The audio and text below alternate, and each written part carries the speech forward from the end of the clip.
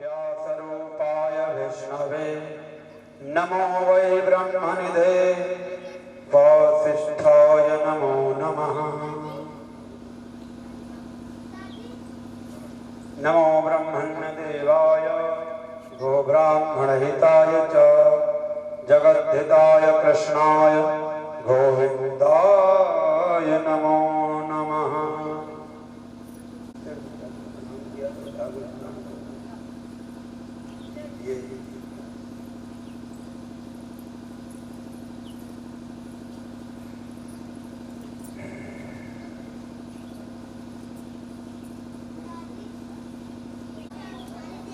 नमो ब्रह्मण्यदेवाय गोब्राह्मणहिताय च जगद्धिताय कृष्णाय गोविन्दाय नमो नमः।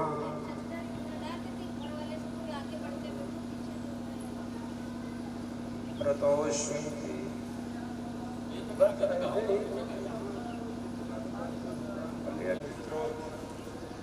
नमो ब्रह्मण्यदेवाय गोब्राह्मणहिताय च जगद्धिताय कृष्णाय गोविन्दाय नमो।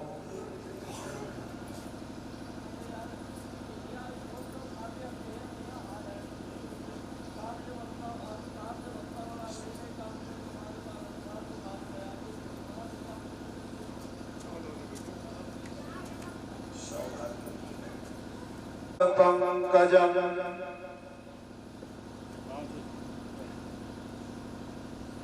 विघ्नेश्वराय वरदाय सुरप्रियाय लंबोदराय सकलाय जगद्धिताय नागाननाय श्रुतियज्ञ विभूषिताय गौरीसुताय गणनाथ नमो नमस्ते। गौरीसुताय गणना करिष्यामि सिद्धिर्भवतु मे सदा। वसुदेवसुतं देवं कंसचारूरमर्दनं जगद्गुरुं आपदामपहर्तारं दातारं सर्वसम्पदां लोकाभिरामं श्रीरामं भूयो भूयो नमाम्यहम्।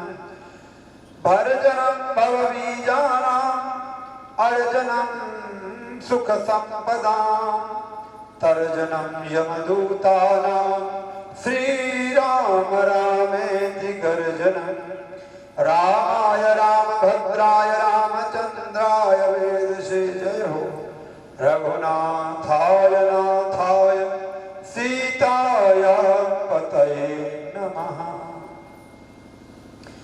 श्री गुरु चरण सरोज रज निज मन मुकुर सुधारि बरनो रघुबर विमल जसु जोदायक फलचारि।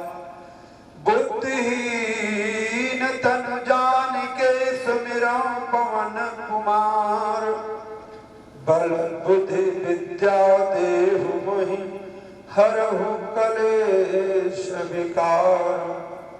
अतुलित बलधामं स्वर्ण शैलाभदेहं धनुज बन कृशानुं ज्ञानिनामग्रगण्यं सकल गुण निधानं वानराणामधीशं रघुपति प्रिय भक्तं वात जातं नमामि। अंजनी नंदनं वीरं जानकी शोकनाशनं कपीसमक्ष हन्तारं वन्दे लंका भयंकरम्। उल्लंघ्य सिन्धो सलिलं सलीलं यः शोकवह्निं जनकात्मजाया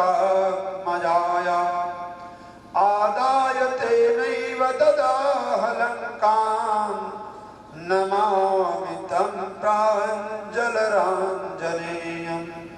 यत्र यत्र रघुनाथकीर्तनं तत्र तत्र कृतमस्तकाञ्जलिं बाष्पवारि परिपूर्णलोचनं मारुतिं नमत राक्षसान्तकं भक्त भक्ति भगवंत गुरु चतुर नाम बपु एक तिनके पद बंधन किए नाशत विघ्न अनेक बंदम श्री तुलसी चरण जिनके नो जग काज कलि समुद्र बूढ़त लख्यो प्रगट्यो सप्त जहाज प्रेम तोरे श्री गोस्वामी तुलसीदास जी महाराज की जय हो। वेद व्यास भगवान की जय हो। श्री वृंदावन धाम की जय हो। सत्य सनातन धर्म की जय हो।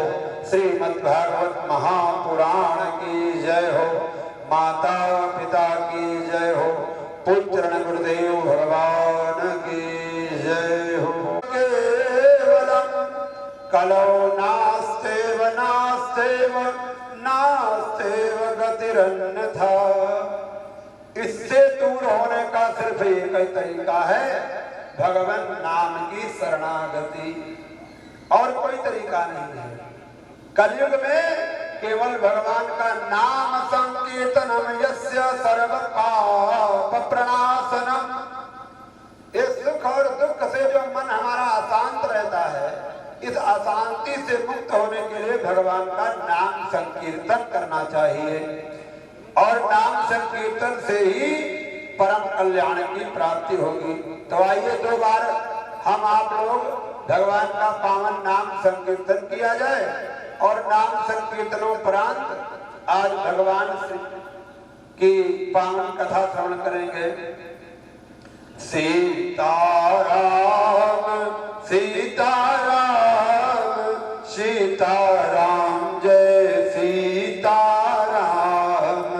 सीताराम सीताराम सीताराम जय सीताराम सीताराम सीताराम सीताराम सीताराम।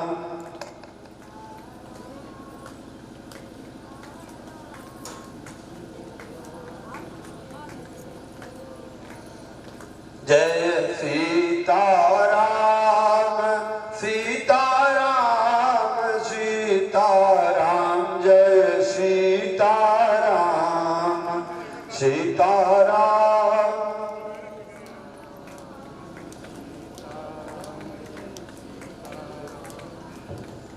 ये नाम बनाया प्रथम पूज्य गणपति जी को पल में। ये नाम बनाया प्रथम पूज्य गणपति जी को पल में। हो गया यही अवलंब नाम सबरी को जंगल में। हो गया यही अवलंब नाम सबरी को जंगल में। लाखों का बेड़ा पार किया, लाखों का बेड़ा पार किया, पहुंचाया प्रभु के धाम।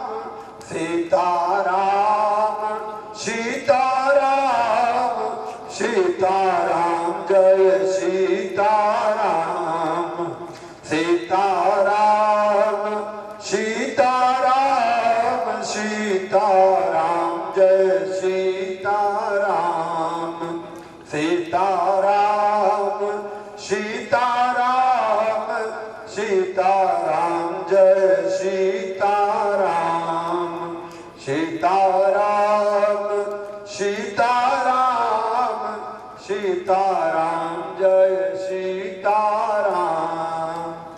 ब्रह्मा के चारों वेदों से यह नाम निकलता है। ब्रह्मा के चारों वेदों से यह नाम निकलता है। तुलसी के मानस मंदिर में दी सा जलता है। तुलसी के मानस मंदिर में दीपक सा जलता है। प्रहलाद जी रटते थे इसको, प्रहलाद जी रटते थे इसको, निस्वासर आठों याम। सीताराम सीताराम सीताराम जय सीताराम। सीताराम सीताराम सीताराम जय सीताराम। सीताराम सीताराम सीताराम जय सीताराम सीताराम सीताराम जय सीताराम। प्रेम से बोलिए वृंदावन बिहारी लाल। करना एक क्षत्रियोचित व्यवहार नहीं है। भीमसेन उसको भी मारना चाहता है। इधर कुछ दुर्योधन के गुप्तचर लगे थे, जिन्होंने ये जाकर के पांडवों की जो घर में आपस में मंत्रणा हो रही थी, इसकी सूचना दुर्योधन को बताया। देखो, जो दुष्ट आदमी होता है, जब तक उसकी सांस रहती है, हाथ पैर चाहे सर टूट जाए, लेकिन तब तक उसको चैन नहीं पड़ती है। दुर्योधन की दोनों पैर जंघा टूटे हुए हैं, रणभूमि में पड़ा है, लेकिन फिर भी अभी भी वो पांडवों का ऐसे ही सोच रहा है कि कैसे इनकी हानि हो। रात्रि का समय था। दुर्योधन के पास गुरुवर द्रोणाचार्य का पुत्र अश्वत्थामा आया। अश्वत्थामा, कर्ण और दुर्योधन ये बहुत आपस में मित्र थे, क्योंकि दुर्योधन के कुछ उपकार थे अश्वत्थामा के ऊपर। द्रोणाचार्य जी इतने बड़े महारथी और विद्वान होने के बावजूद भी लक्ष्मी जी उनसे रूठी रहते थे। ये हमेशा से रहा है। सरस्वती जी की लक्ष्मी जी से पटरी नहीं खाती है। सरस्वती जी जिसके पास ज्यादा है, लक्ष्मी जी उससे दूर रहते। अभी कुछ ही 50 वर्ष 60 वर्ष पूर्व के एक हमारे हिंदी के बड़े विद्वान हुए हैं आचार्य महावीर प्रसाद द्विवेदी। सबने, जिन्होंने हाई स्कूल इंटर किया होगा तो सबने नाम सुना होगा। ये रायबरेली जिले के भोजपुर के रहने वाले थे और बनारस विश्वविद्यालय में कुछ दिन प्राध्यापक रहे, बनारस हिंदू विश्वविद्यालय में। और जब वो रिटायर हो गए तो लोग उनसे पढ़ने रायबरेली आते थे। मैं भी एक बार उनकी कुटी में गया हूँ देखने के लिए। अभी यूपी गवर्नमेंट ने उसका संरक्षण किया हुआ है।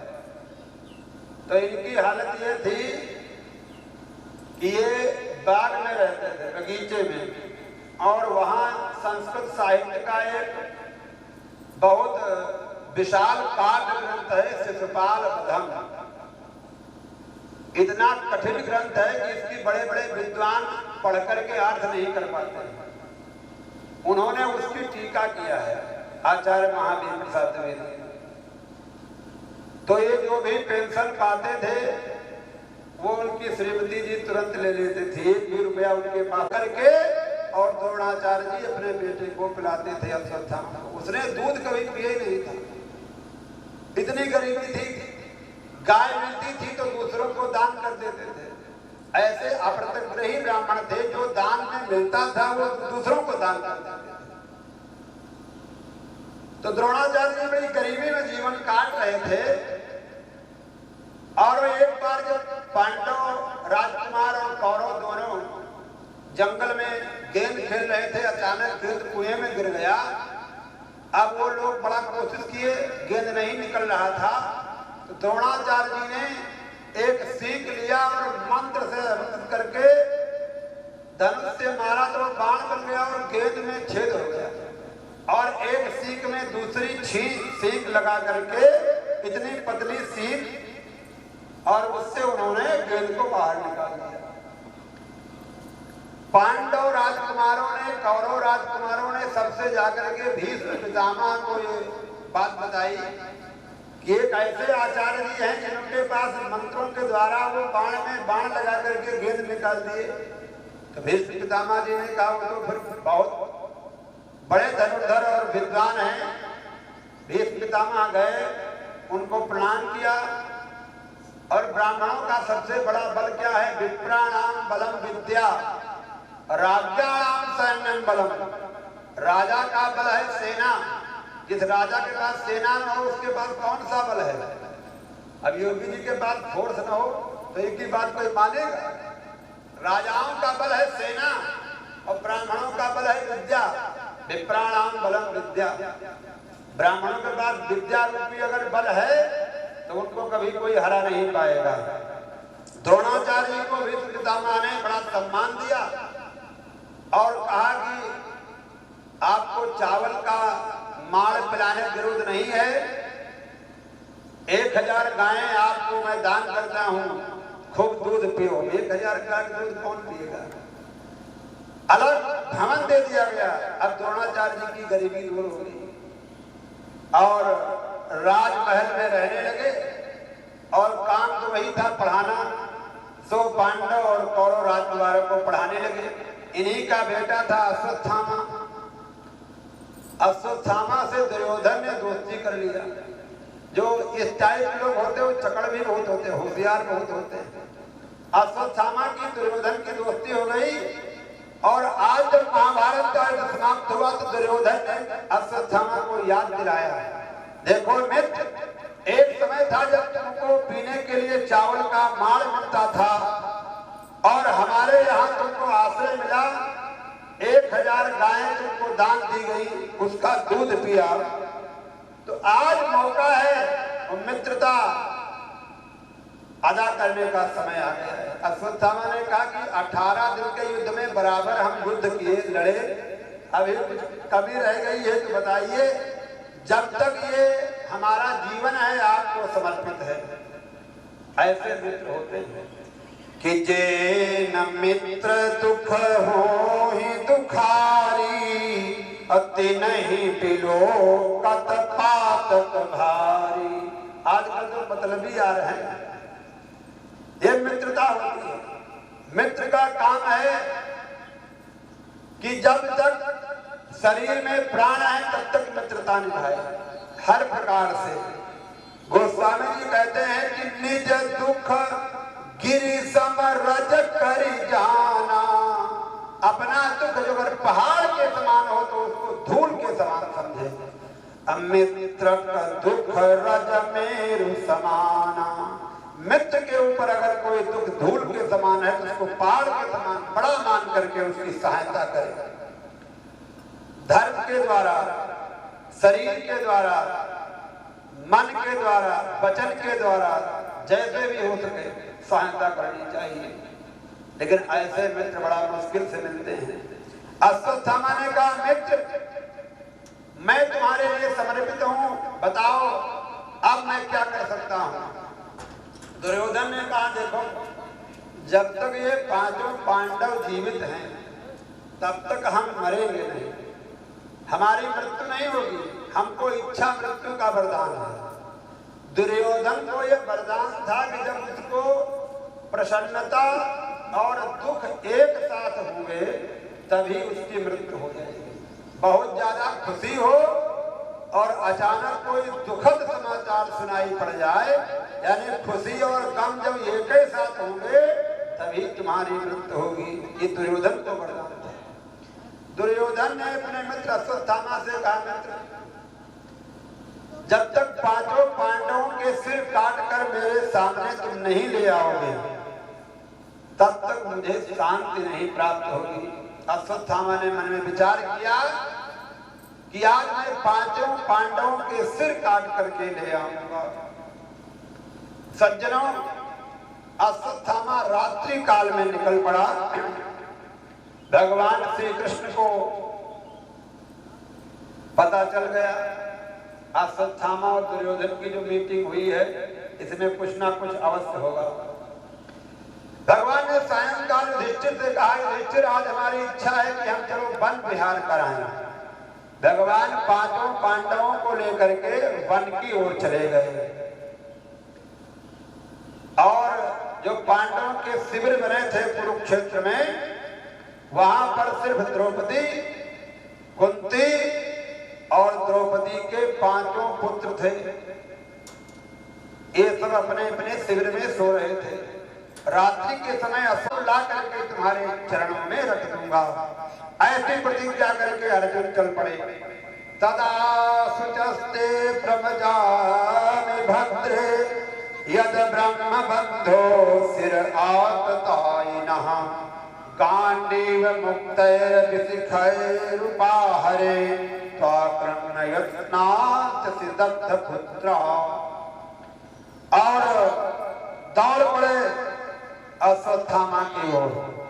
अश्वत्थामा ने सोचा कि अब तो हमारे प्राण बचना मुश्किल है। एक तो बाल हत्या करने से उसका ब्रह्म तेज वैसे भी नष्ट हो गया था। अच्छा, जो हत्यारे होते हैं उनको हत्या तो लग ही जाती है, बुद्धि तो उनकी भ्रष्ट ही हो जाती है। अश्वत्थामा को जब देखा कि अर्जुन और भीम और भगवान श्री कृष्ण मेरे पीछे आ रहे हैं, तो उसको कोई उपाय समझ में नहीं आया। तो अंत में उसने सोचा कि ये ब्रह्मास्त्र जो हमारे पास है, इसका कब प्रयोग होगा। अश्वत्थामा ने ब्रह्मास्त्र निकाल लिया और अपनी रक्षा के लिए ब्रह्मास्त्र को अर्जुन, श्री कृष्ण और भीमसेन के ऊपर छोड़ दिया। यदा शरणमात्मानमैक्षतश्रान्तवादिनम् अस्त्रं ब्रह्म शिरो मेने आत्मत्राणं द्विजात्मजः। द्रोण पुत्र अश्वत्थामा ने अपनी आत्मरक्षा के लिए ब्रह्मास्त्र छोड़ दिया। अथो पत्रस्य सलिलं संदधे तत्समाहितः अजानन्नपसंहारं प्राणकृच्छ उपस्थिते। उसने ब्रह्मास्त्र तो छोड़ दिया, लेकिन उसको ब्रह्मास्त्र लौटाना नहीं आता था। अर्जुन ने देखा कि बहुत भयंकर ज्वाला जिसका चारों तरफ तेज फैल रहा है, वो मेरी तरफ आ रही है। अर्जुन ने भगवान श्री कृष्ण से कहा, हे श्री कृष्ण, बताइए मैं क्या करूं? आप बताइए, ये जो बहुत बड़ा प्रकाश हमारी ओर आ रहा है, ये क्या है? भगवान ने कहा कि ये ब्रह्मास्त्र है। वेत्थेदं द्रोणपुत्रस्य ब्राह्मस्त्रं प्रदर्शितं नैवासो वेद संहारं प्राणबाध उपस्थिते। भगवान ने कहा, अर्जुन, अब तो तुम्हारे प्राणों पर संकट आ गया है, क्योंकि ये अश्वत्थामा का चलाया हुआ ब्रह्मास्त्र है। तो क्या किया जाए? तो भगवान ने कहा कि इसकी काट कोई दूसरी नहीं है। अगर तुम इसकी काट करना चाहते हो तो तत्काल तुम भी ब्रह्मास्त्र का ही प्रयोग करो। भगवान श्री कृष्ण की राय से अर्जुन ने भी ब्रह्मास्त्र चला दिया। अब दोनों ब्रह्मास्त्र आपस में लड़ने लगे। ब्रह्मा जी प्रकट हो गए। अरे कहा, महाराज ये क्या करते हो?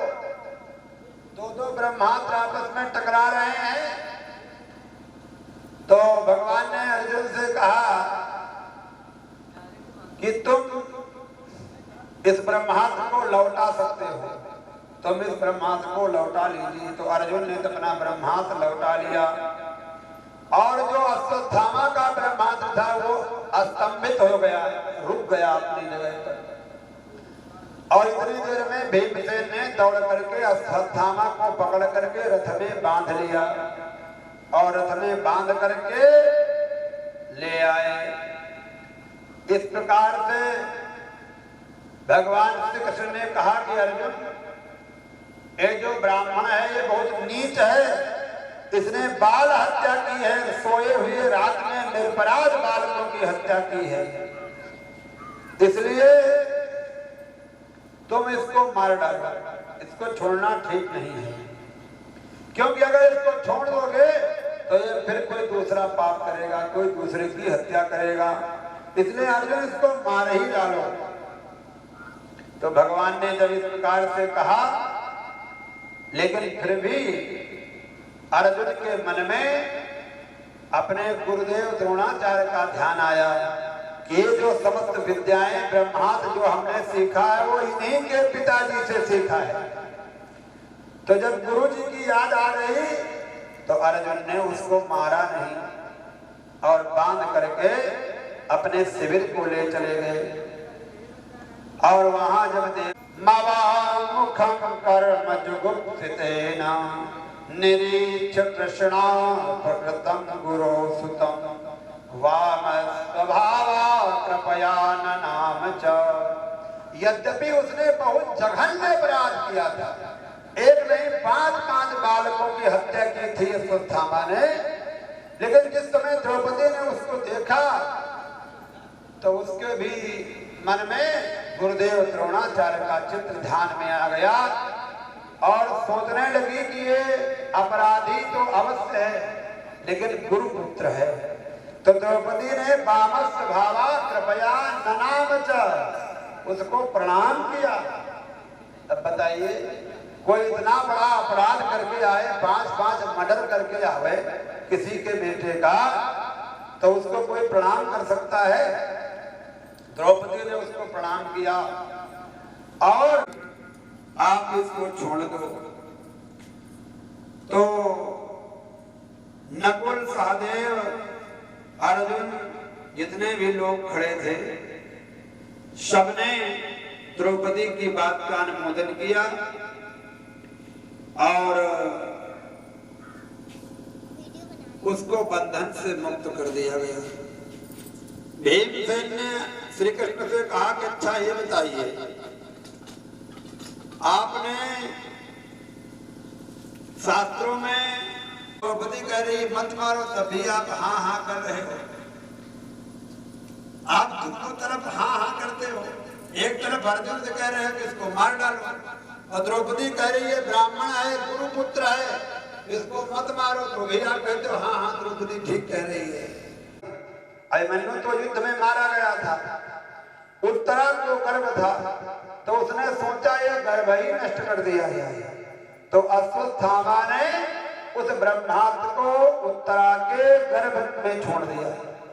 उत्तरा का गर्भ जलने लगा और उत्तरा दौड़ती हुई भगवान श्री कृष्ण के पास में आई, बोली पाहि पाहि महायोगिन देव देव जगत्पते नान्यं तद भयं पश्ये यत्र मृत्युः परस्परम।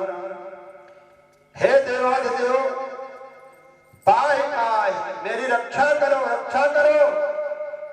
एक लोहे का दहकता हुआ बाण मेरी ओर आ रहा है और ये मेरे गर्भ को नष्ट करना चाहता है, इसलिए हे भगवान हमारे गर्भ की रक्षा करो। उत्तरा ने भगवान श्री कृष्ण से प्रार्थना किया।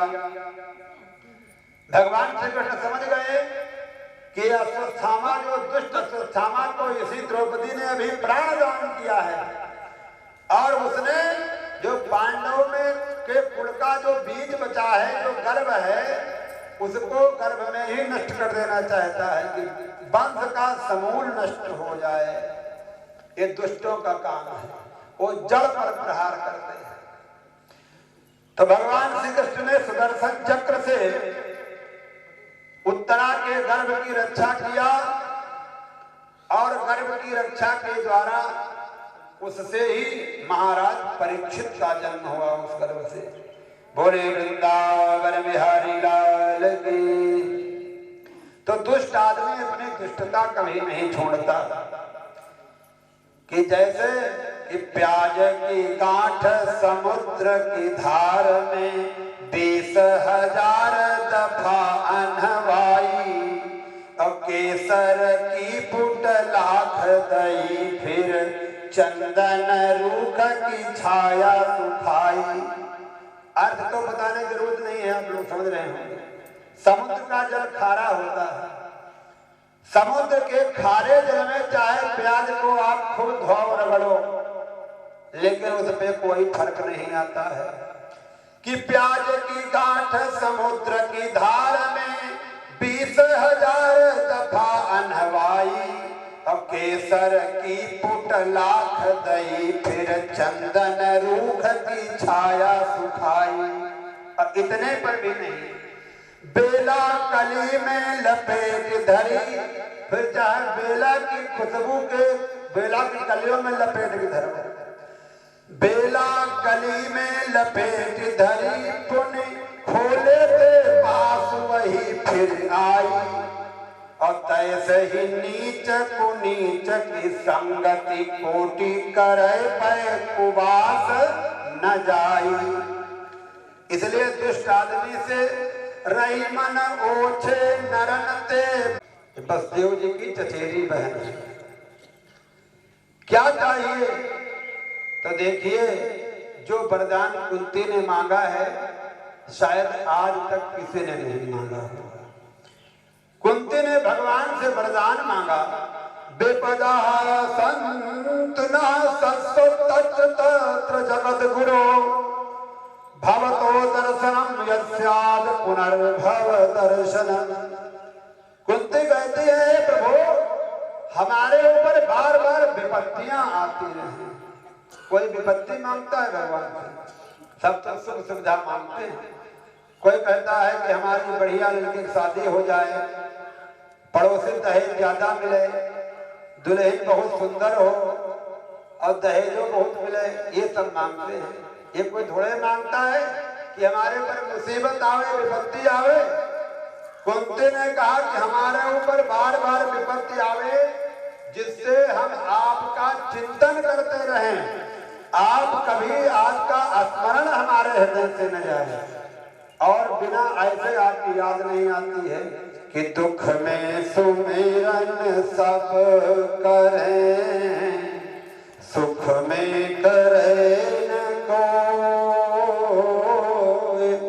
जो सुख में सुमिरन करे, दुख काहे को होए। हो रामा दुख काहे को होए। कुंती ने कहा कि हमारे ऊपर जब विपत्तियां आएंगी तो आपकी याद बनी रहेगी और सुख में आपकी याद नहीं आती है। तो भगवान श्री कृष्ण ने कहा कि मैं सदैव ही तुम्हारे साथ में रहूंगा। और ठीक है, और मंद मंद मुस्कुराहट के साथ में वे वहां से चले गए। और फिर भगवान जिस समय द्वारिकापुरी पहुंचते हैं, भगवान का स्वागत सत्कार हुआ। अर्जुन 6 महीने के बाद में जब महाराज युधिष्ठिर राजा बन गए, वहां पर अर्जुन से युद्ध होने लगा तो अर्जुन के जितने भी बाण थे वो कामे नहीं करते थे।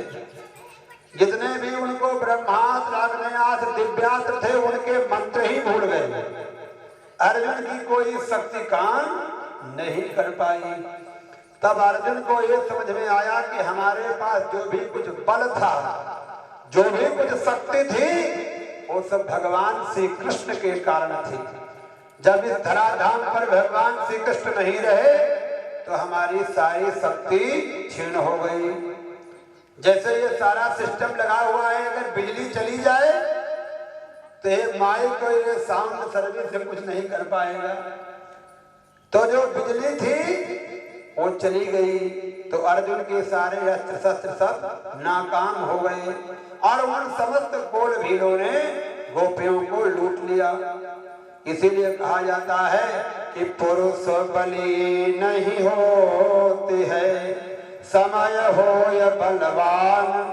भिल्लन लूटी गोपिका वह अर्जुन वह बाण। अर्जुन की सारी शक्ति चली गई।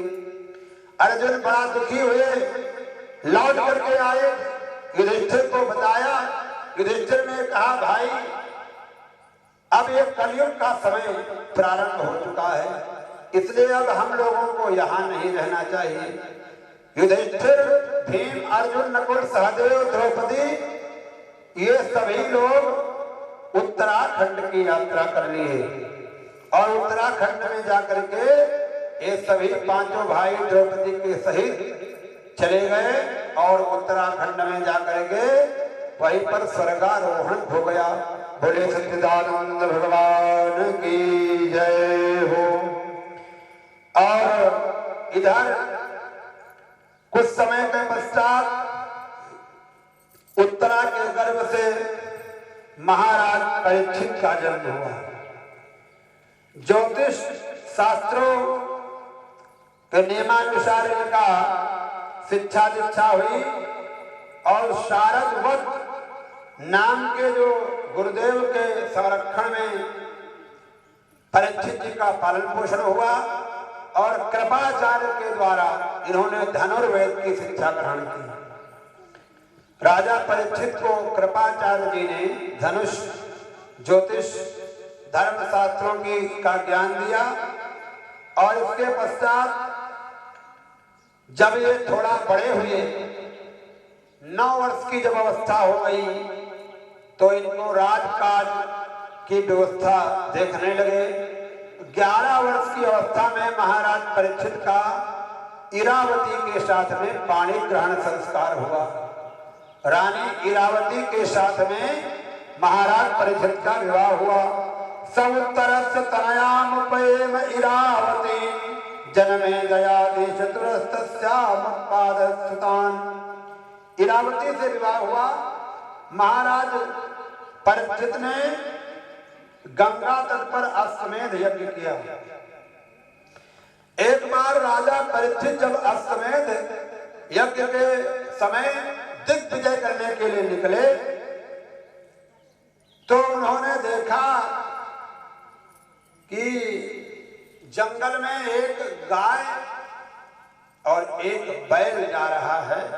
लंगड़ाता हुआ गाय और बैल जा रहा है। उनके पीछे एक काला कुरूप व्यक्ति है।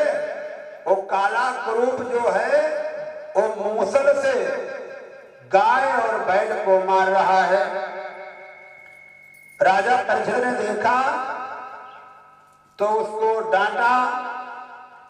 जय जय राम श्री राम, जय राम जय जय राम, श्री राम जय राम जय जय राम, श्री राम जय राम जय जय राम, श्री राम जय राम जय जय राम, श्री राम जय राम जय जय राम, श्री राम जय राम जय जय राम, श्री राम जय राम जय जय राम, श्री राम जय राम जय जय राम, श्री राम जय राम जय जय राम, श्री राम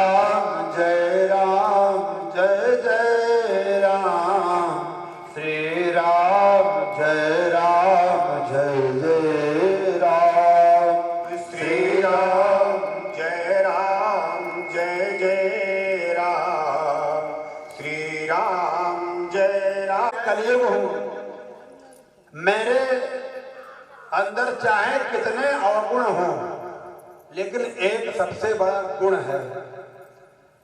परीक्षित जी ने कहा कलयुग से तुम्हारे अंदर भी कोई गुण भी है।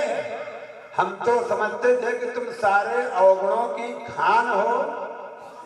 तो कलयुग ने नहीं किया। मेरे कलयुग ने कहा मेरे अंदर भी एक सबसे बड़ा गुण है। तो कौन सा गुण है? कलयुग बोला कि मैं केवल अवगुण खान नहीं, मैं केवल अवगुण खान नहीं, मेरे अंदर कुछ गुण भी हैं। महाराज विचार करो देखो, दाने के अंदर गुण भी है। जैसे दाने के अंदर गुण होता है, वैसे सारे अवगुण ही अवगुण नहीं, हमारे में भी गुण हैं। क्या? सतयुग त्रेता द्वापर में नर सिर पटक पटक रह जाते हैं। कलयुग में राम कहा मुख से आराम घड़ी में पाते हैं। कलयुग में राम कहा मुख से आराम घड़ी में। कलयुग में एक बार भगवान का अरे जो न जपे राम वो है, जो न जपे राम वो है किस्मत के मारे। राम जी के नाम ने तो पार बितारे, राम जी के नाम ने तो आतर बितारे। जो न जपे राम वो है, जो न जपे राम वो है किस्मत के मारे। राम जी के नाम ने तो आतर बितारे, राम जी के नाम ने तो आतर बितारे। बोले सियावर रामचंद्र की जय हो। कहां कहां रहेगा? उन्होंने कहा कि जहां पर दूध क्रीड़ा होती हो, जुआ जहां हो रहा हो, वहां कलयुग का निवास स्थान होगा। जहां पर मदिरा पान हो रहा, जान नहीं रहे?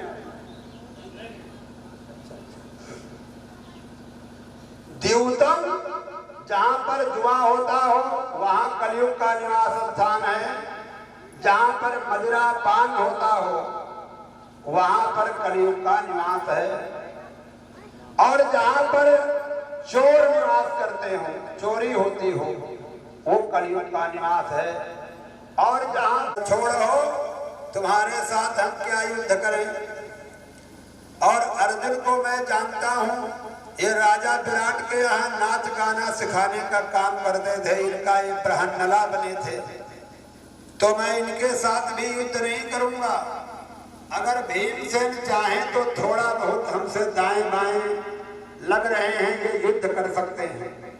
भीमसेन के साथ में जरासंध का मल्ल युद्ध हुआ। एक दिन ऐसा घूसा मारा जरासंध ने कि भीमसेन के 2 दांत टूट गए। जब तक आप छल बल से संसार में विजय पाना चाहते हो, अपने बुद्धि बल विवेक शक्ति का प्रयोग करके संसार में विजय पाना चाहते हो, तब तक परमात्मा आपकी मदद नहीं करता है। जब सुग्रीव ने हार मान ली, बहु छल बल सुग्रीव करी हिय हारा भय मानी। हार मान ली कि अब हम बाली से नहीं जीतेंगे। तब भगवान ने अपना धनुष बाण उठाया और तब मारो राम चाप, तब चाप श्रवण लगता। भगवान ने कान करही प्रभु प्रसाद पट भूषण धरही। जो भी हम खाते हैं पहले भगवान को भोग लगा दो, वो प्रसाद हो जाए।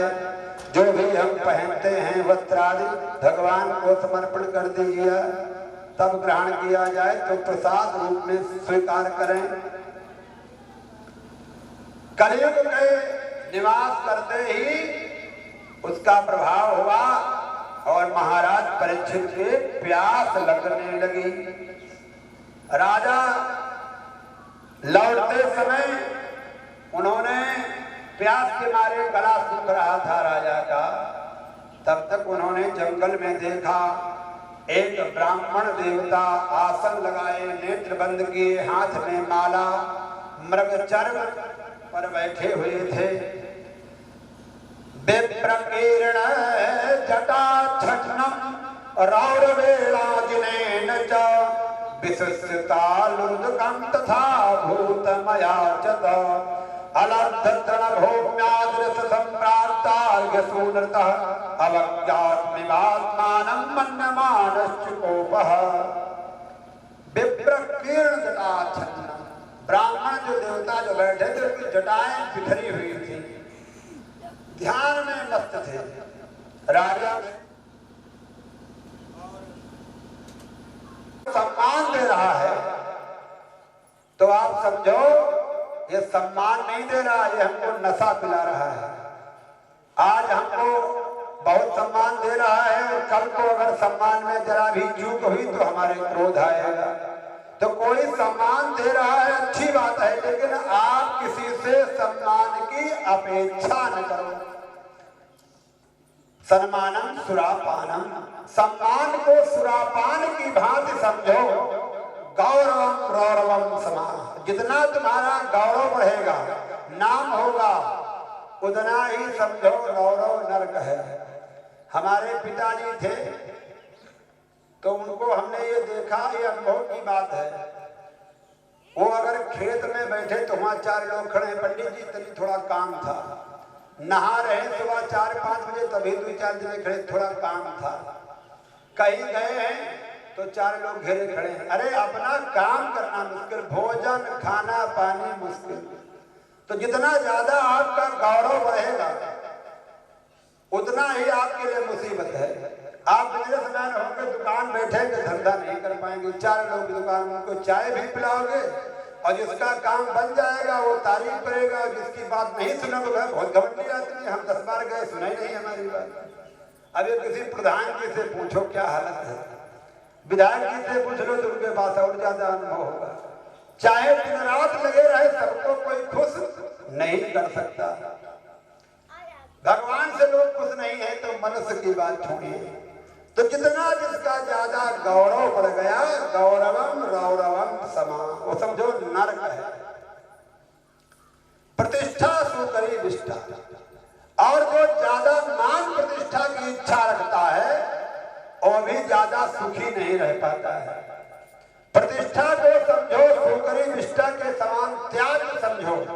इन 3 बातों को जिसने धारण कर लिया उसको कभी दुख आएगा ही नहीं। सुखी होने के ये 3 सूत्र हैं। कोई आपसे सम्मान दे चाहे न दे, आपके ऊपर कोई फर्क नहीं है। कल्याणकारी चीजें थी वो विनाशकारी भी होगा। श्राप जो दे सकता है, कभी कभी किसी का दिया हुआ श्राप भी कल्याणकारी हो जाता है। श्राप भी कभी कभी कल्याणकारी भी हो जाता है। जो बड़े बड़े ऋषि मुनि हैं उन्होंने जो श्राप दिया है उससे भी कल्याण हो गया। जैसे श्रवण कुमार का नाम आप लोगों ने सुना होगा। अब बहुत लोग श्रवण कुमार के माता पिता के कर्म पड़े रहते हैं, पूछते हैं कि माता पिता क्या नाम था। अब अपने परिवार का नाम कोई नहीं जानता है, लेकिन श्रवण कुमार के माता पिता का नाम बहुत लोग हमसे पूछ चुके हैं। प्रायेण तीर्था स्वयं ही तीर्थानि पुनन्ति संतः। वाह, क्या सुंदर बात भगवान वेदव्यास कहते हैं।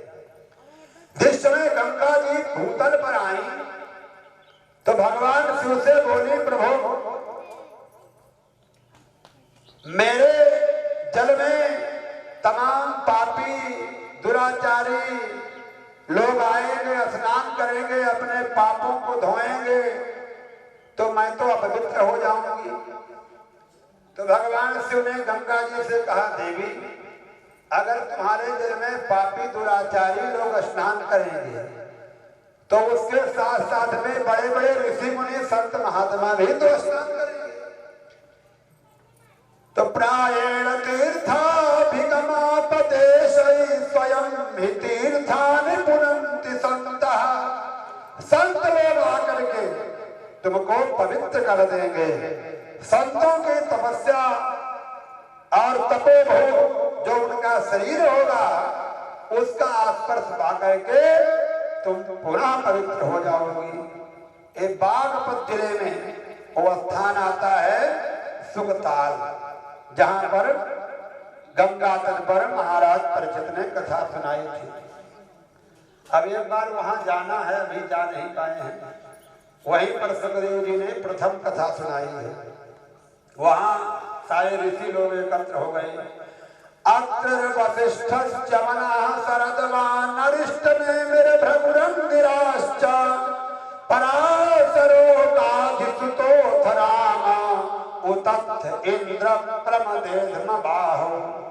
मेधातिथिर देवर आर्ष्टिसेनो भारद्वाजो गौतम पिप्पलाद मैत्रेय और वह कवसः कुंभयो निर्द्वैपायनो भगवान नारदश्च अन्ये च देवर्षि ब्रह्मर्षिवर्या राजर्षिवर्या अरुणादयश्च नानार्षेय प्रवरान् समेतान् मभ्यर्थ राजा शिरसा ववन्दे।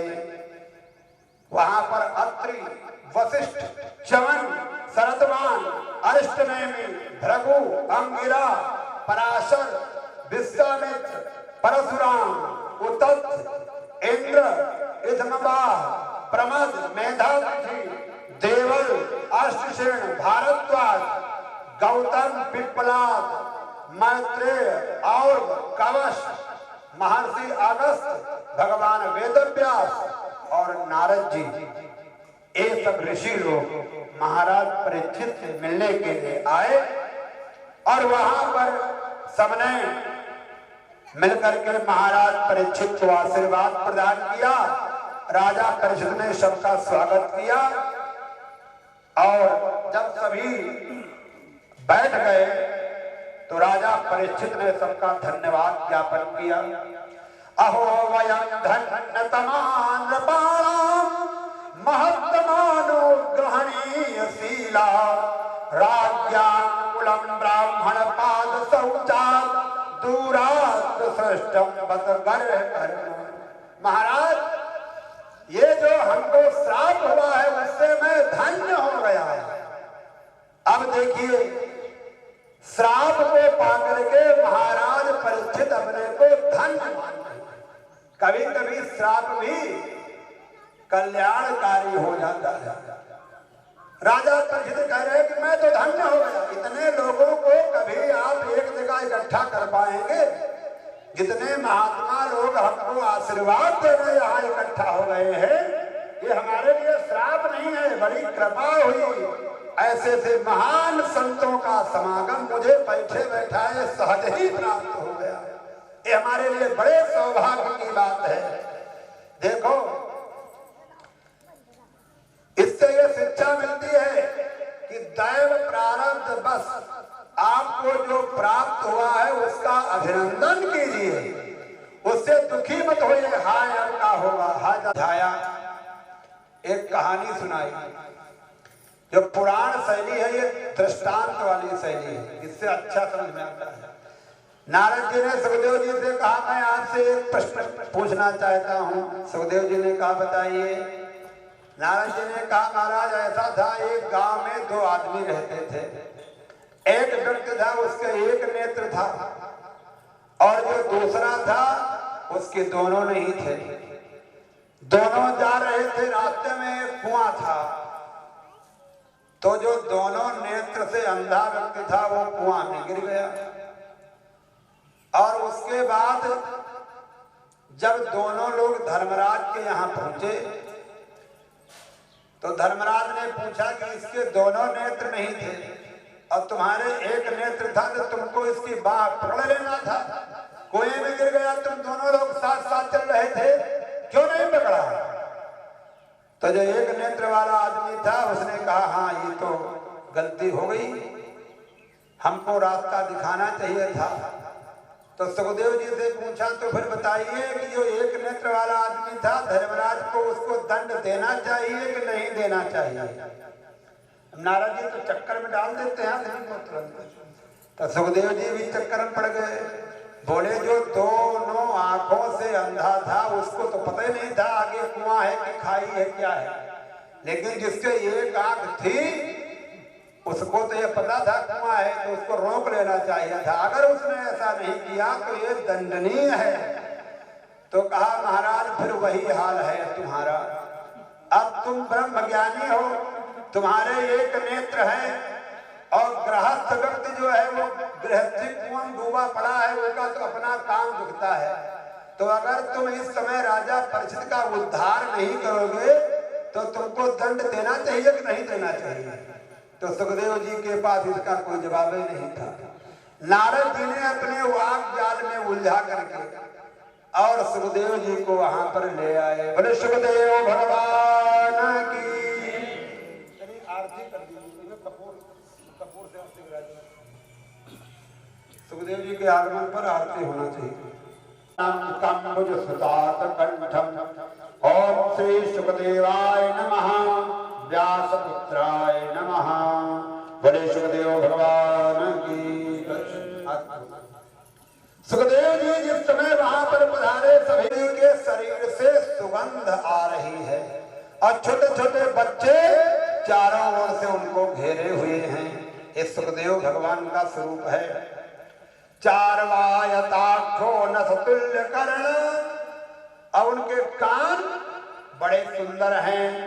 गला मानो शंख की भांति घुमावदार सुंदर गला बना हुआ है। नासिका नाक थोड़ा ऊंची है, जैसे तोता की नाक होती है, इसीलिए तो सुखदेव नाम है। तोते जैसी नाक है। कान बिल्कुल बराबर है। सुघ्राननम, जो भौहें हैं ये बड़ी सुंदर हैं और लंबी लंबी भुजाएं हैं। प्रलंब बाहुं समरोत्तमाभाम, लंबी लंबी भुजाएं हैं। ये महापुरुष का लक्षण होता है। जिसकी भुजाएं घुटनों से नीचे आ जाती हैं उसको कहते हैं आजानुबाहु। भगवान श्री राम के विषय में लिखा है आजानुभुज सर चाप धर। उनकी जो भुजाएं हैं वो घुटनों से नीचे हैं। ये महापुरुष का लक्षण है। जिसकी भुजाएं घुटनों से नीचे होती हैं महापुरुष का लक्षण होता है। तो सुखदेव जी की भुजाएं प्रलंब बाहु, बड़ी बड़ी भुजाएं घुटनों से नीचे तक हैं। सभी ऋषि लोगों से वो उम्र में छोटे हैं।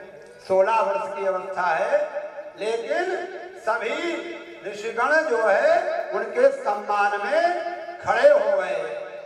प्रत्युत्थास्ते मुनयः स्वासने, अपने अपने आसनों से सभी खड़े हो गए और सम्मान किया। इसके पश्चात परीक्षित जी ने हाथ जोड़ करके अभिनंदन किया। अहो अद्य वयं ब्रह्मन् सत्सेव्य छत्रबन्धवः कृपयातिथिरूपेण भगवद्धितीर्थकाकृता।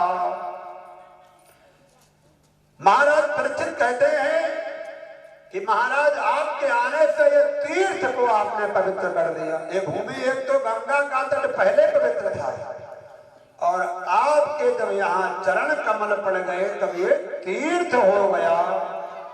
संतों के चरण रज से पवित्र हो जाता है और जिन गृहस्थों के घर महात्मा लोग पधारते हैं उन गृहस्थों के घर भी पवित्र हो जाते हैं।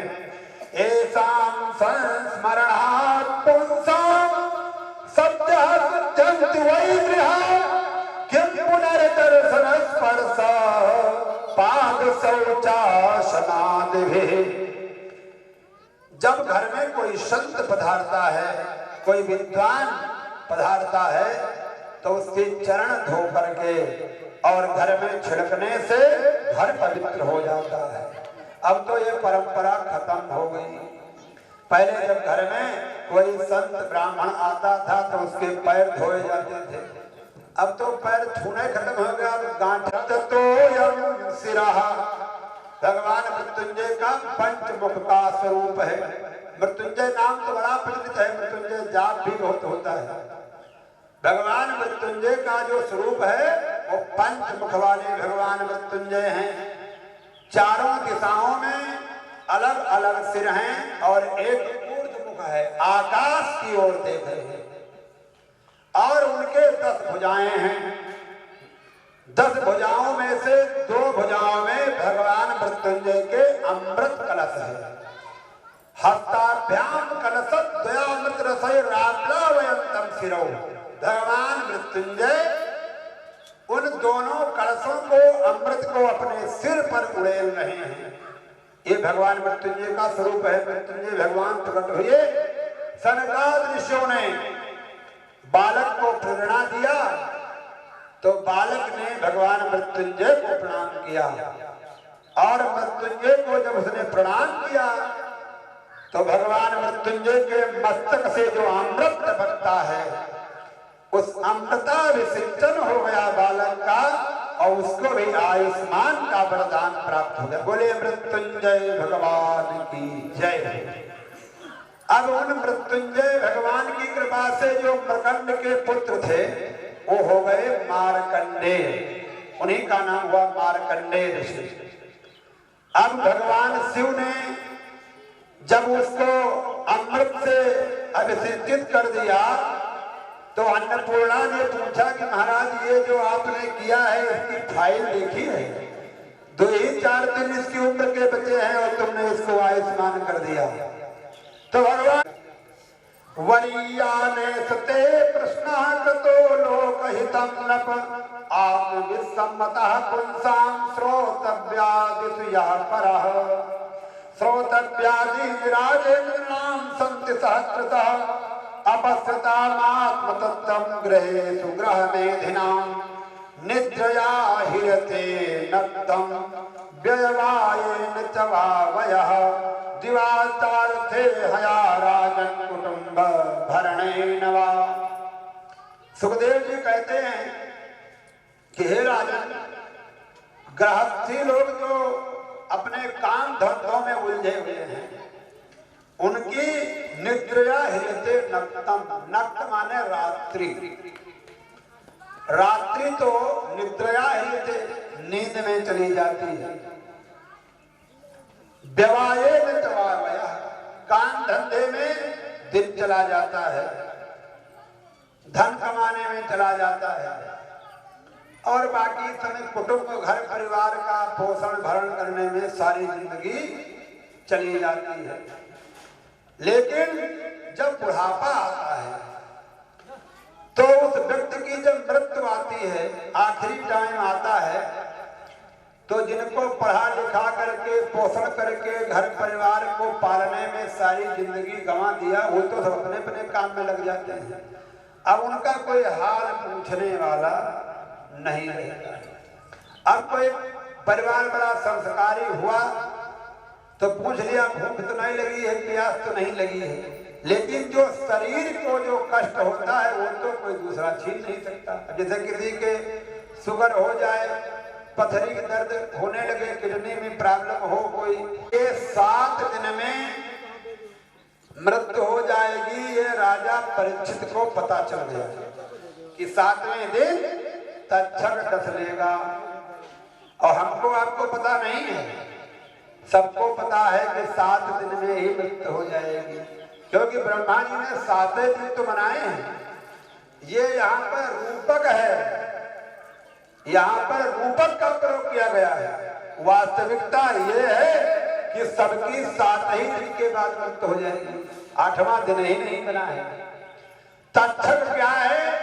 ये मृत्यु रूपी सर्प है, सबको 7 दिन में मृत्यु होनी है। इसलिए हमको अभी से प्रतिक्षण सावधान हो जाना चाहिए। और 24 घंटा होते हैं दिन रात में, 24 घंटे में अगर हम एक मिनट निकाल करके 24 मिनट ही भगवान का ध्यान और भजन करेंगे तो भी हमारा कल्याण हो जाएगा। 24 मिनट ही, 24 घंटे से एक मिनट निकाले, लेकिन उतना भी समय नहीं मिल पाता है। तो सुखदेव जी ने कहा कि राजा, जितासनो जित श्वासो जित संगो जितेन्द्रियः स्थूले भगवतो रूपे मनः संधारये धिया। जब हमको बैठना चाहिए तो सबसे पहले आसन लगाना चाहिए। जितासनो, आसन लगा के बैठना चाहिए। जित श्वासो, और अपनी प्राण वायु को रोक करके भगवान में तिरोहित करना चाहिए। जितेन्द्रियः, इंद्रियों पर विजय प्राप्त हो, मन हमारा भटके नहीं। लोग कहते हैं कि हमने इतनी पूजा किया, इतना तपस्या किया, इतना दान किया, इतनी बार गंगा स्नान किया, और हमको फायदा नहीं हुआ। फायदा क्यों नहीं होता है, ये भी बात विचारणीय है। कोई कहता है कि हम 4 अमावस नहाए हमारी वो काम होगा, कोई कहा हम तो 12-7 हजार है, हमका भाई ध्यालक फायदा नहीं है। इसका क्या कारण है? इसका कारण ये है कि हमारा जो मन है, हमारी जो इंद्रियां हैं वो हमारे नियंत्रण में नहीं है।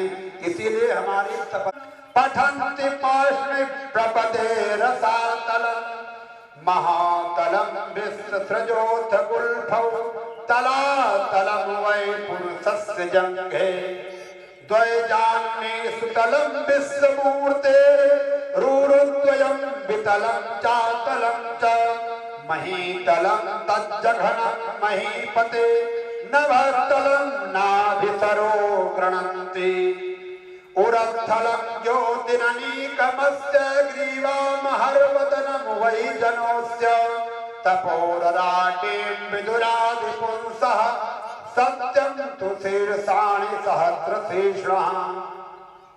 इन श्लोकों का अर्थ आपके समझ में आवे चाहे ना हो, वैसे तो हम समझा ही रहे हैं, लेकिन अगर आपके कान में पड़ेगा तो फिर भी कल्याणकारी होगा।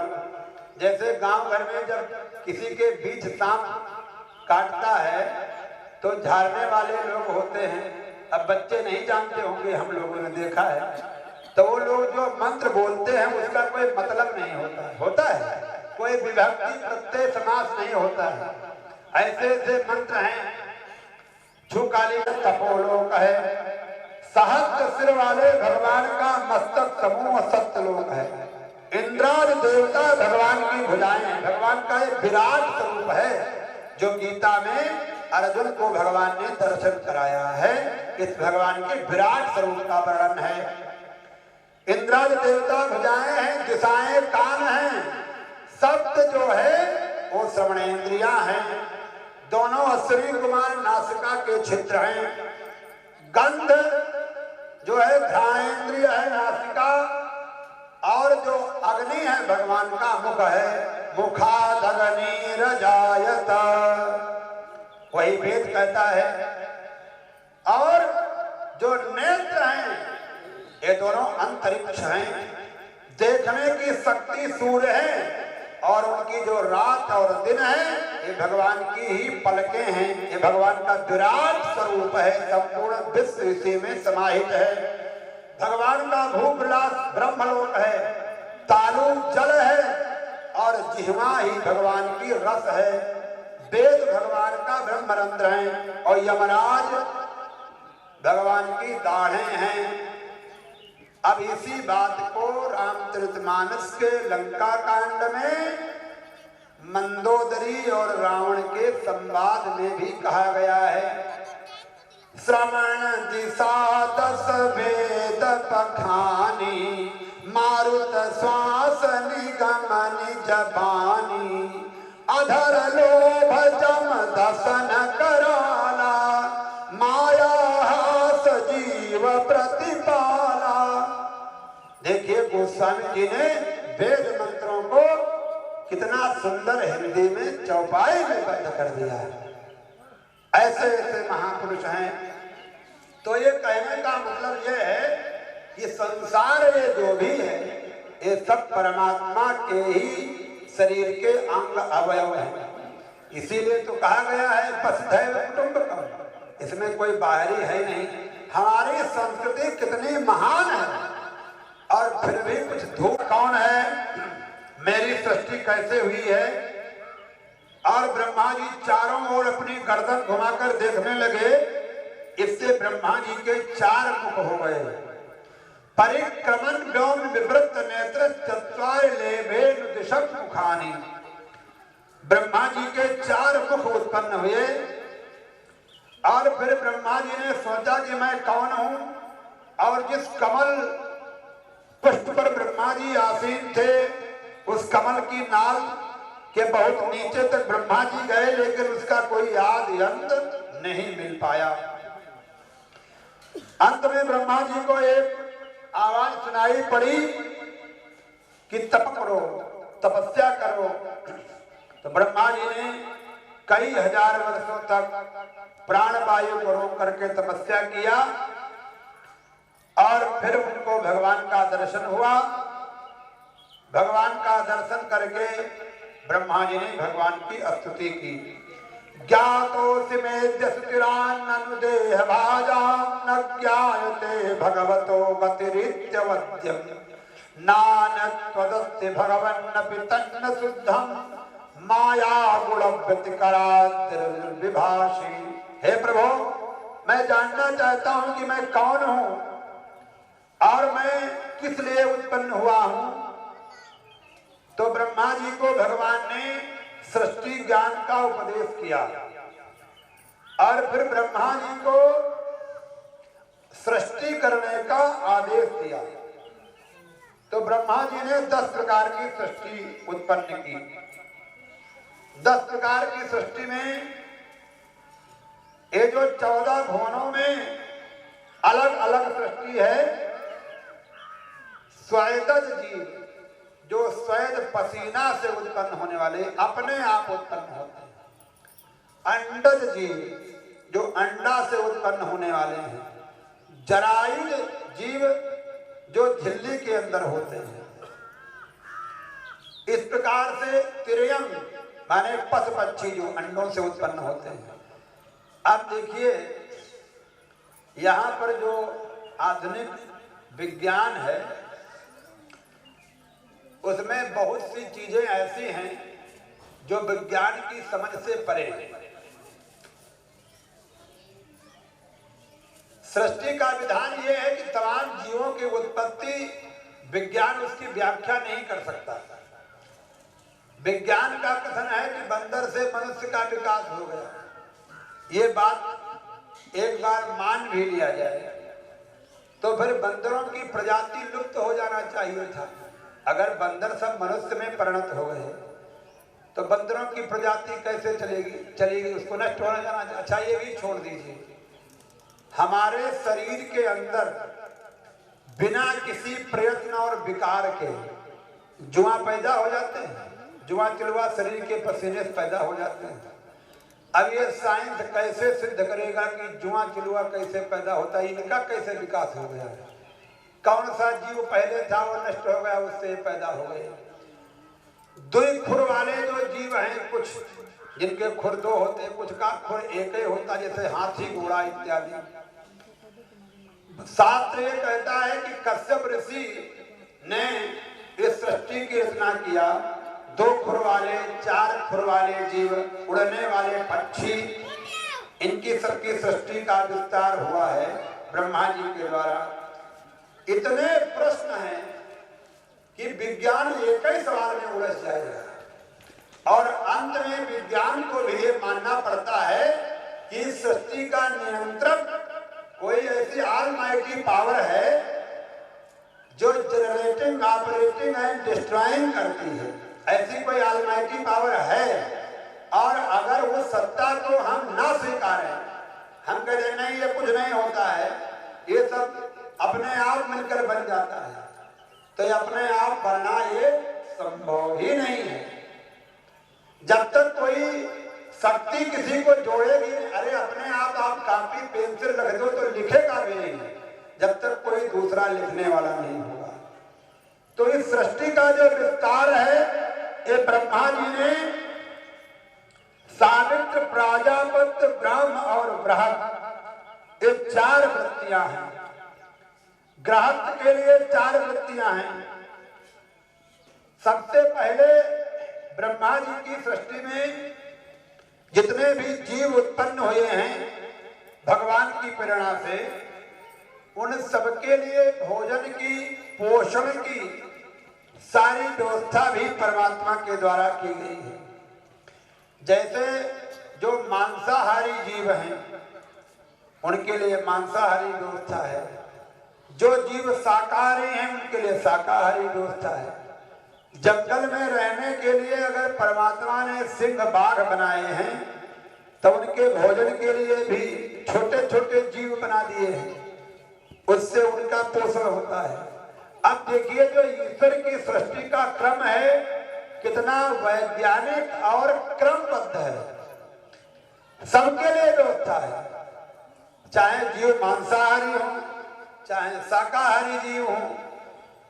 जल में तमाम तरह की गंदगी होती है, काई होती है, छोटे छोटे जीव जंतु होते हैं। अब उनके लिए भगवान ने मछलियां बना दिया है। मछली क्या करती है, जल में जो होने वाली काई है वो सब खा के साफ कर देती है और जल स्वच्छ रहता है। अब ये व्यवस्था है, ईश्वरीय व्यवस्था है जल की शुद्धता के लिए। अब मनुष्य तो इतना महान है कि वो मछली भी खा जाता है। जो दुनिया भर की गंदगी जल की साफ करने के लिए मछली जो भगवान ने बनाई थी, तो उसको इसमें भी परहेज नहीं है। तो प्रकृति का जो सिस्टम है वो कैसे परमात्मा की, हम लोग तो उसके बारे में सारी बातें तो जान ही नहीं सकते। अंत में यही कहना पड़ता है कि प्रभु तुम्हारी लीला और तुम्हारी माया आप ही जान सकते हो। इस रहस्य को थोड़ा बहुत समझने की कोशिश की जा सकती है, पूर्ण रूप से तो कोई समझ ही नहीं सकता है। बोले सच्चिदानंद भगवान की, बोलो सीता सीताराम, बोलो राधे राधे श्याम, बोलो सीता सीताराम, बोलो राधे राधे श्याम, बोलो सीता सीताराम, बोलो राधे राधे श्याम, बोलो सीता सीताराम, बोलो राधे राधे श्याम, बोलो सीता सीताराम, बोलो राधे राधे श्याम, बोलो सीता सीताराम, बोलो राधे राधे श्याम। बोले सच्चिदानंद भगवान की जय हो। ब्रह्मा जी ने अपने द्वारा एक स्त्री पुरुष का जोड़ा उत्पन्न की। इधमा कबर विभू सन्ना सुदेवो रोचनो दुखक,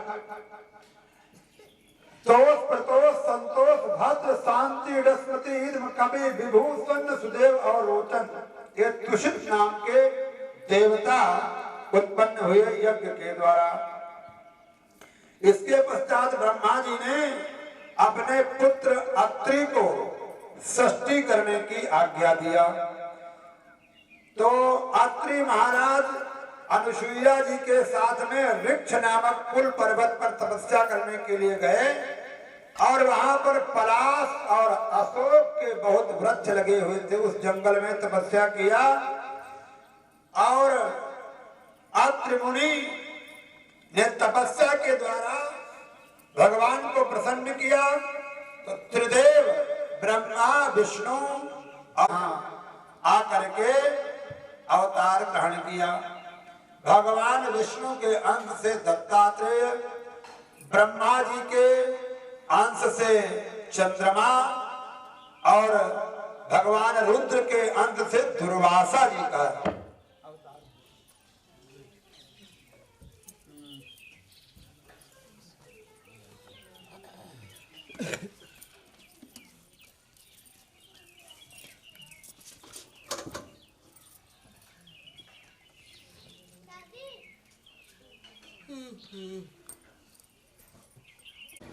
तो सबसे पहले ध्रुव कुमार आया, राजा ने गोद में ले लिया। थोड़ी देर बाद उत्तम आया।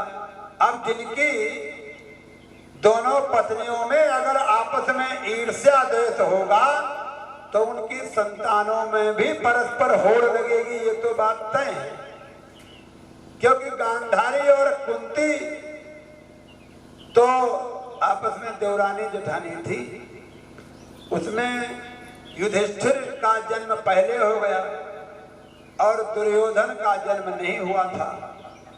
तो गांधारी को बड़ी ईर्ष्या हुई, आपस में अपनी देवरानी से ईर्ष्या हुई कि इनको तो बेटा हो गया, हमारे नहीं हुआ। तो गांधारी ने ईर्ष्या बस अपने गर्भ पर घोंसे से प्रहार किया तो एक मांस का लोथड़ा गिर गया। वेद व्यास जी ने आए कहा गांधारी तूने ये क्या किया ईर्ष्यावश, इससे 100 पुत्र होंगे। तो उस मांस पिंड के 100 टुकड़े अंगूठे के बराबर करवा करके व्यास जी ने 100 घड़ों में रखवाया और उसको औषधियों से, जड़ी बूटियों से, दूध से घड़ा भर दिया गया। तो उस दुग्ध और औषधियों से उस मांस पिंड का पोषण हुआ और 100 पुत्र और 1 कन्या जिसका नाम था दुस्सला और वो जयद्रथ को ब्याही थी। 101 बालक हुए। तो जब देवरानी जेठानी में ईर्ष्या द्वेष थी तो उनके लड़कों में भी कभी आपस में नहीं बनी। तो ये जो ईर्ष्या द्वेष है, उत्तम कुमार ने देखा कि हमारे भाई को, हमारे सौतेले भाई को पिताजी गोदी में लिए, तो वो भी कहा कि हम भी गोदी में बैठेंगे। तो राजा ने उसकी हाथ पकड़ लिया। ध्रुव कुमार राजा की गोद में है और उत्तम कुमार का हाथ पकड़े हुए हैं। अचानक सुरुचि दौड़ती हुई आई और सुरुचि ने देखा कि हमारा बेटा तो नीचे खड़ा है और हमारी सौतन का बेटा वो गोदी में राजा की खड़ा है। उसने तुरंत ध्रुव कुमार को छीन करके गोदी से अलग पटक दिया। कहा मूर्ख, तू राजा की गद्दी पर बैठना चाहता है, गोद में बैठना चाहता है। अगर तुझको राजा बनना था, तेरे इतने ज्यादा पुण्य प्रताप होते तो तू मेरी कोख से जन्म लेता, क्योंकि राजा इस बात के लिए प्रतिज्ञाबद्ध है कि जो मेरी कोख से बालक होगा वो राजा बनेगा। अब राजा क्या करें बेचारे, सुनते रहे। ध्रुव को पटक दिया, क्षत्रिय बालक था, अपमान बर्दाश्त नहीं कर पाया। तो उसने पलट के पूछा, माता तुम्हारी गोद से जन्म लेने के लिए क्या करना पड़ेगा? अब बच्चों से ज्यादा उलझोगे तो फिर वो सवाल जवाब करेंगे। कहा कि बताओ तुम्हारी गोद से, तुम्हारी कोख से जन्म लेने के लिए हमको क्या करना पड़ेगा? कहा जा तपस्या कर, नारायण की तपस्या कर। उन नारायण की कृपा से तुझे मेरी कोख से जन्म मिला होता तो तू राजगद्दी का अधिकारी होता। जैसे सांप का मुंह पूछ छोड़ दो तो कितना क्रोधित होता है, ऐसे क्रुद्ध हुआ राजा ध्रुव बालक और अपनी मां सुनीति के पास गया, सारा हाल बता दिया। सुनीति ने कहा कि बेटा तुम्हारी जो विमाता ने कहा है बिल्कुल ठीक ही कहा है। अगर तुम्हारे इतने ज्यादा पुण्य प्रताप होते तो तू राजा होता, उसकी कोख से लेता, और मेरी तो राजा के यहाँ रानी क्या दासी की तरह रहते हैं। ध्रुव को ये बात लग गई और ध्रुव कुमार ने तत्काल राजमहल का त्याग कर दिया और निकल पड़े जंगल की ओर तपस्या करने। अब भगवान ने सोचा, देखो जब कोई निकल पड़ता है भगवान के नाम पर तो उनको चिंता भी हो जाती है। सोचा ये 6 साल का बालक है, अभी इसको दुनिया का हाल चाल तो पता नहीं है। नारद जी को भेज दिया। नारद जी रास्ते में मिले, कहा अरे राजकुमार तुम्हारी अभी खेलने खाने की उम्र है, जा लौट जा अपने घर। अभी थोड़े दिन तक माँ का दूध पियो, खेलो खाओ, अभी ये तुम्हारी उम्र तपस्या करने की नहीं है। ध्रुव कुमार ने इस मंत्र का ध्यान देकर ध्यान बताया और कहा बेटा जाओ, यमुना के तट पर मधुवन है, वहां चले जाओ जहां भगवान सदैव श्री हरि का निवास रहता है, नित्य निवास है यमुना तट। ध्रुव जी नारद जी के उपदेश से मधुबन में पहुंचे, यमुना जी के तट पर स्नान किया, ध्यान कर दिया भगवान का, समाधि लग गई। चर अचर तीनों लोग कांपने लगे। भगवान श्री हरि नारायण के पास में सारे देवता लोग आए, बोले महाराज क्या बात है, तीनों लोगों में हाहाकार मच रहा है, हम लोगों की सांस रुध रही है, क्योंकि सबकी प्राण वायु तो भगवान से जुड़ी हुई है। जब ध्रुव ने सांस रोक करके प्राणायाम किया तो भगवान नारायण को स्वयं उनके समक्ष प्रकट होना पड़ा। बोले सच्चिदानंद भगवान की जय हो। 6 महीने में ध्रुव की समाधि सिद्ध हो गई और भगवान प्रकट हो गए। सशंख चक्रम सकिरीट कुंडलम सपीतवस्त्रम सरसीरुहे क्षणम सहारवक्षस्थल कौस्तुभश्रियम् नमामि विष्णुं शिरसा चतुर्भुजम्। भगवान प्रकट हुए। अब ध्रुव कुमार आंख बंद किए हैं, खोल करके आंख देखा नहीं, तो भगवान के हाथ में शंख था और उस शंख को ध्रुव कुमार के गाल से छुआ दिया। जैसे ही ध्रुव कुमार के गाल में वो शंख छुआ, इतना शीतल था, समुद्र से निकला हुआ है, शीतल है।